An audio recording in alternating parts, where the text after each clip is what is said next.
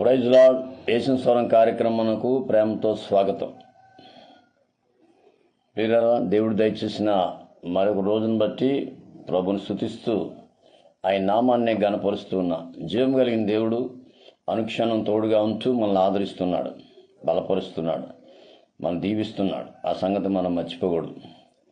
ఈరోజు దేవుని వాక్యము 57వ కీర్తన 2వ వచనం.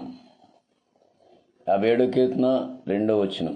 నా కార్యము సఫలం చే దేవునికి నేను మొర్రపెట్టుచున్నాను. బాగా వినాలి ఈ మాట. నా కార్యము సఫలం చే దేవునికి నేను మొర్రపెట్టుచున్నాను. ఎవరికి మనం మొరపెడుతున్నాం, ఎవరికి మన బాధలు చెప్తున్నాం, ఎవరికి మన కష్టాలు చెప్తున్నాం గమనించాలి ప్రియులారా. ఈ ఉదయకాలం ఎవరికి చెప్తున్నాం మన బాధలు, మన కష్టాలు? ఎవరికి చెప్తే తీరుతాయి, ఎవరి వల్ల తీరుతాయి అని ఆలోచిస్తే ఇక్కడ భక్తుడు అనే మాట ఏంటంటే, నా కార్యం సఫలం చేసేవాడు ఒక ఆయన ఉన్నాడు, ఆయనకే నేను మొరపెట్టుచున్నాను. సఫలం అంటే ఆ కార్యం జరుగుద్ది. మన జీవితంలో మనం అనుకున్నవి కొన్ని ఆగిపోతుంటాయి. మనం చేయాలనుకున్నవి చేయలేము.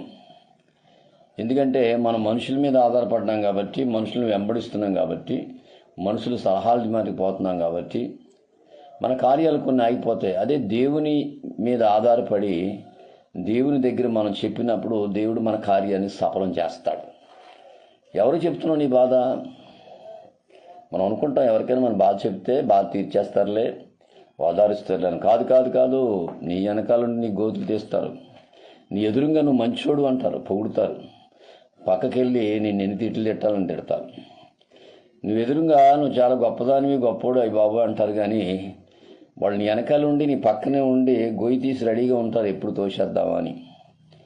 కనుక నీ కార్యం సఫలం చేసే దేవునికి మొరపెట్టు, కానీ మనుషులకు కాదు. దేవుడు ఎలా చేస్తాడో తెలియదు, ఏ రకంగా చేస్తాడో తెలియదు, ఎలా చేస్తాడో తెలియదు. ఖచ్చితంగా కార్యం జరుగుతుంది. ఎందుకంటే ఆయనకి మాత్రం నువ్వు చెప్పినప్పుడు. దినాల్లో మనం ఏం చేస్తామంటే, చాలామంది ఉన్నారు, వాళ్ళు చెప్తే పని జరిగిపోద్ది, వీళ్ళు చెప్తే పని జరిగిపోద్ది, వీళ్ళు చేసేస్తారు, వాళ్ళు చేసేస్తారు. ఖచ్చితంగా కాదు కాదు నువ్వు మొరపెట్టవలసిన ఒక ఆయన ఉన్నాడు, ఆయనే ప్రభు అయిన యేసుక్రీస్తు. ఆయనకి మానేసి నువ్వు ఎవరెవరికో చెప్పు తిరిగితే ఉపయోగం లేదు. ఆయన చెప్పి చూడు. దావీదు దేవునికి మొరపెట్టాడు, నా కార్యం సఫలం చేయమని. దానియేలు దేవునికి మొరపెట్టాడు, నాకు సహాయం చేయమని.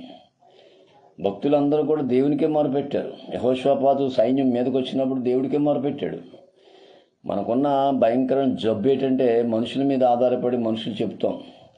ఒకవేళ చెయ్యిపోయి ఆగిపోద్దేమో అనుకుంటాం, ఆగదు. దేవుడు ఆగనివాడు, ఏదో రకంగా కార్యం జరిగిపోతుంది. ఆ కార్యం జరిగిపోద్ది. ఎందుకు జరిగిపోద్ది అంటే, నువ్వు దేవుని మీద ఆధారపడ్డావు కాబట్టి, దేవుని కోసం నిలబడ్డావు కాబట్టి ఆ కార్యం ఎలా జరుగుద్దో నీకు తెలియదు, కానీ ఆ కార్యం జరిగిపోద్ది. కాబట్టి నా కార్యం సఫలం చే దేవునికి మొరపెడతాను. నా కార్యం ఆయన ద్వారా జరుగుతుంది. ఖచ్చితంగా ఆయన నాకు సహాయం చేస్తాడు. కానాను వివాహంలో ద్రాక్షరసం అయిపోయినప్పుడు ఆ తల్లి దగ్గరికి వెళ్ళారు. అమ్మ, ఏంటి మా పరిస్థితి? నువ్వు సంఘ పెద్దవు కదా, ఈ పెళ్ళిలో నువ్వే కదా పెద్దగా నిలబడ్డావు, మా సంగతి ఏంటని అడిగినప్పుడు ఆవిడ ఎక్కడికి వెళ్ళమంది? బజార్ వెళ్ళి ద్రాక్ష పళ్ళు కొనండి, లేకపోతే పంచదార కొనండి, అక్కడికి వెళ్ళండి, ఇక్కడికి వెళ్ళండి అని అనలేదు. లేకపోతే పెద్దలు ఉంటారు కదా, పెద్దలను అడగండి అనలా. అక్కడ ఒక ఆయన ఉన్నాడు, ఆయన దగ్గరికి వెళ్ళమంది. అదిగో ఎదురుగా నిలబడ్డాడు కదా, ఆయన దగ్గరికి వెళ్ళమంది. ఆయనే యేసు.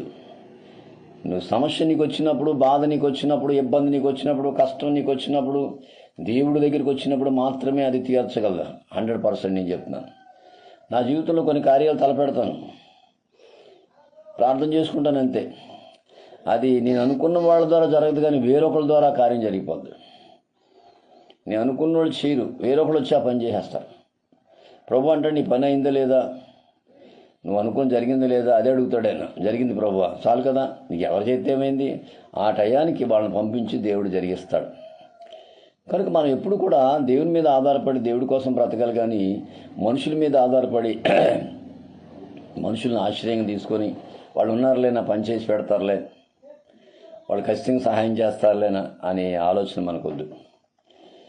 గమనించాలి పిల్లలు. కనుక ఈ ఉదయకాలం ఈ మాటలు వింటున్న ప్రియ దేవుని బిడ్డ, మరి ఎవరు చెప్తున్నాం? కానా వివాహంలో మరియమ్మ ఏముందంటే, తిన్నగా ఆయన దగ్గరికి వెళ్ళిపోమంది. ఎవరైనా అక్కడ నుంచున్నాడు కదా, ఆయన దగ్గరికి వెళ్ళమంది. వాళ్ళ దగ్గరికి కాదు, లేదా బజార్కి కాదు, లేదా అక్కడ కాదు, ఇక్కడ కాదు, లేదా పెద్దల దగ్గర కాదు, ఆయన దగ్గరికి వెళ్ళండి అంది. ఎవరైనా? ప్రభువైన యేసుక్రీస్తు. వెళ్ళారు, చెప్పారు, సమస్యని దేవుడు పరిష్కరించేశాడు, యేసే పరిష్కరించేశాడు. ఉదయకాలం యేసు స్వరం ద్వారా దేవుడు పరిశుద్ధాత్మని చెప్పేదంటే, మనుషుల మీద ఆధారపడి నీ జీవితాన్ని నాశనం చేసుకోవద్దు, దేవుడి మీద ఆధారపడు. ఖచ్చితంగా దేవుడు చెప్పు మనస్ఫూర్తిగా నీ బాధ, నీ వేదన, నీ కష్టం ఆయన తీరుస్తాడు. ఆనాడు భక్తులు అలాగే చేయబట్టి అద్భుతాలు జరిగినాయి. వాళ్ళు ఎంతసేపు దేవుని మీద ఆధారపడి దేవునికి చెప్పేవారు. యెహోషాపాతు ఉన్నాడు, సైన్యం మీదకి వచ్చేసింది, వెళ్ళాడు, మోకరించాడు, ఏడ్చాడు, ప్రభువా నాకేం చేయాలో తెలియట్లేదు అన్నాడు. దేవుడు దిగాడు రంగంలోకి, దేవుడు రంగంలో దిగాడు. ప్రియులారా, చెప్తున్నావు నీ సమస్య, లేదని మా వాళ్ళు చెప్పానండి చేసేస్తున్నారు. కాదు కాదు, నమ్మకు గమనించాలి. చేసినట్టే ఉంటారు, చేస్తున్నట్టే ఉంటారు, గమనించాలి. కానీ నీకు వ్యతిరేకమైన కార్యాలు తలపెడుతుంటారు, నీకు వ్యతిరేకంగా మాట్లాడుతుంటారు, అది నువ్వు గమనించాలి. నా కార్యము సఫలం చే దేవునికి నేను మొరపెట్టుచున్నాను. నేను అప్లికేషన్ పెట్టుకున్నాను దేవుడికి. మరి ఎలా చేస్తాడో నాకు తెలియదు, మొత్తానికి అప్లికేషన్ పెట్టేశాను.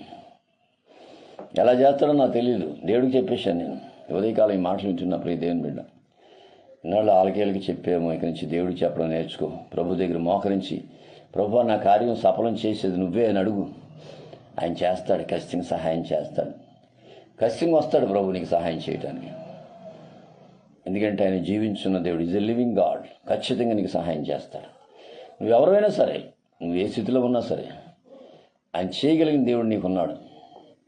ఎలా చేస్తాడో వద్దు, ఏ రకంగా చేస్తాడో వద్దు, ఆయన చేస్తాడు అంతే. ఎలా చేస్తాడో మనకు అనవసరం, ఆ కార్యం జరుగుతుంది, ఆ కార్యం జరుగుతుంది. కనుక ఉదయకాలం ఈ మాటలు వింటున్నప్పుడు దేవుని బిడ్డను, నీ సమస్య ప్రభు చెప్పు.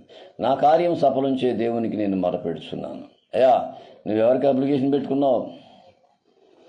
పెద్ద పెద్దోళ్ళు కట్టేసానండి అప్లికేషన్. కాదు, అసలు అప్లికేషన్ పెట్టాల్సిన ఒక ఆయన ఉన్నాడు, పెద్ద ఆఫీసరు, సర్వలోకానికే ఆఫీసర్ ఆయన, సృష్టికర్త. ఆయన పెట్టి అప్లికేషన్ మనం ఏం చేస్తాం, ఆయనకి మానేస్తాం. అసలు ప్రార్థన చేయడం టైమే ఉంటే కదా, మనకి టైం ఉంటుంది కదా. బిజీ బిజీ బిజీ బిజీ, ఖాళీ లేదండి. ప్రార్థన చేయడానికి ఖాళీ లేదు, చర్చికి రావడానికి ఖాళీ లేదు, ఏం ఖాళీ ఉండవు. లేనిపోయిన దిక్కుమేల పనులు, పనికిమాల పనులు, చెత్త పనులు పెట్టేసుకొని అక్కడ తిరిగి ఇక్కడ తిరిగి పనులు అయిపోతాయి అనుకుంటుంది. అవ్వదు, జరగదు. నువ్వు ఖచ్చితంగా దేవుని పాదాల దగ్గరికి వస్తే ఆయన జరిగి తీరుతాడు, చేస్తాడు ఆయన. సంఘం ప్రార్థన చేసినప్పుడు చెరసాల పునాదులు పగిలిని పేతురు బయటకు వచ్చేసాడు. లాక్కొచ్చేస్తే దేవదూత బయటికి, చెరసాల నుంచి బయటికి లాక్కొచ్చింది. పౌలు శీల ప్రార్థన చేసినప్పుడు చెరసాల బద్దలైపోయింది, పునాది కదిలిపోయింది. దిగేడు దేవుడు రంగంలోకి. నువ్వెక్కడ? నీకు అసలు ఖాళీ లేదు కదా. ఏ ప్రార్థన అంటారేంటండి బాబు, మాకు అసలు ఖాళీ ఎక్కడ ఉంటుందండి? పొద్దున్న లేచిన కానీ కొట్టుకుంటున్నాం, నీ ఖాళీ ఉండదు. అందుకే నీ కార్యాలు ఏం జరగవు, నీకేం జరగవు. ఎందుకంటే నువ్వు ప్రార్థన చేయడానికి టైం లేదు నీకు. అన్నిటికీ టైం ఉంది, తినటానికి టైం ఉంది, పడుకుంటానికి టైం ఉంది, కాఫీ టిఫిన్ తినటానికి టైం ఉంది, సొల్లు కబుర్లు చెప్పుకొని వాళ్ళని పక్కన కూర్చోబెట్టుకుని వాళ్ళ మీద వీళ్ళ మీద లేని పని మాట చెప్పుకుంటానికి టైం ఉంది.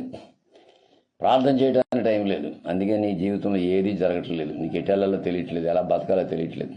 ఇక నుంచి మనసు మార్చుకుని దేవుడికి చెప్పడం, నా కార్యము సఫలం చే దేవునికి నేను మొదలుపెట్టుచున్నాను కనుక ఆయన చెప్పు, ఖచ్చితంగా నీ కార్యం సఫలం చేస్తాను. అటువంటి గొప్ప విశ్వాసంతో పరిశుద్ధాత్మ దేవుడు నిన్ను నడిపించునుగా. ఆమెన్. God bless you. మీ సహోదరుడు pastor Ramesh Kumar, Rajahmundry 9849864904. God bless you all.